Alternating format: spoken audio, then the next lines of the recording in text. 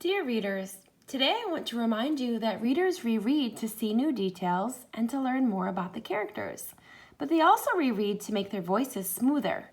You can reread to smooth out the bumpy parts and to show the big feelings in each part. Rereading can also help you perform your books. Love, Miss Cortade. So we're going to start off by going back to our Readers Meet Characters Along the Way chart. We've learned a lot of things about how to bring our characters to life, and we're going to review them before we get into our book today. So first we learned that when we read a new book, we want to learn about the character. We want to listen for things that they say. We want to notice the things that they do. We want to notice who their friends are and what the character is like. We also want to notice the things that they like and they dislike. All these things can really help us learn about a character. We also want to pay attention to other characters too. If we notice the main character's friends or family and how they interact with each other, and we notice their relationship, we can learn a lot more about the main character. We also want to reread our books more than one time because we want to learn more about the characters. And every time we read a book, we notice more and we learn more about characters.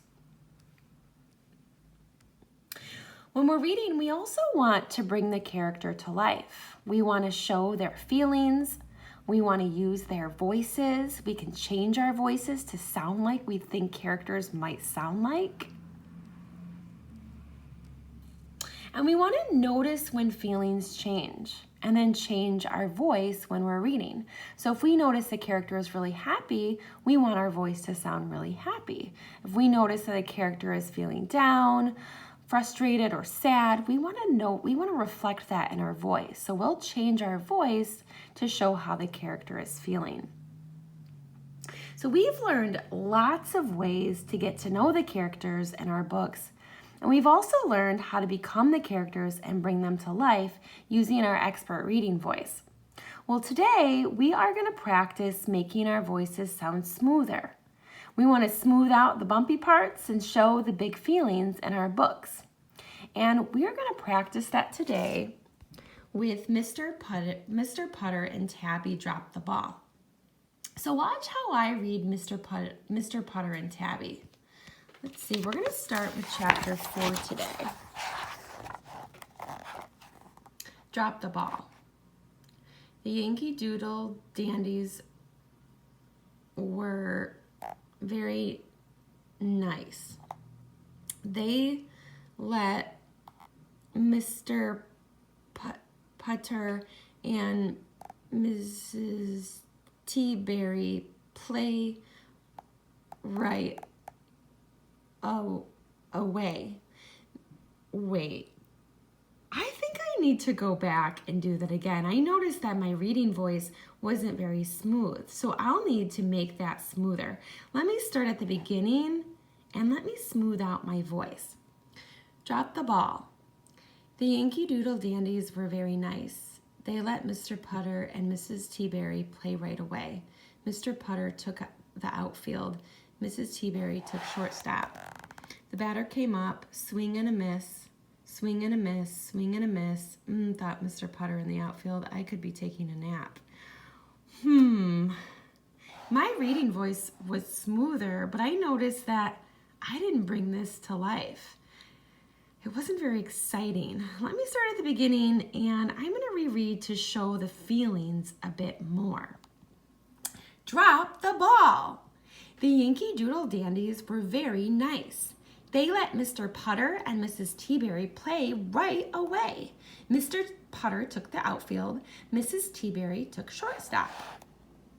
The batter came up. Swing and a miss. Swing and a miss. Swing and a miss. Thought Mr. Putter in the outfield.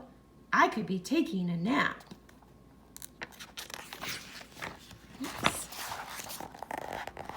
Another batter came up. Swing and a miss. Swing and a miss. Swing and a ground ball to second. Mrs. Teaberry leapt into action. She ran for the ball. She reached for the ball. Then, clump! Zeke got the ball. He was very proud. He ran around and around in circles.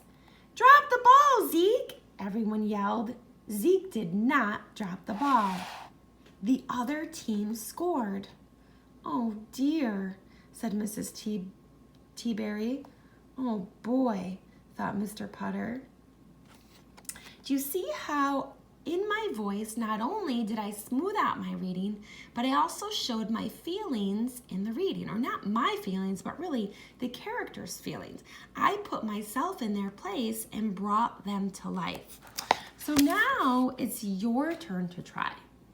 I want you to take out a book that you're reading at home, and I want you to practice reading like an expert.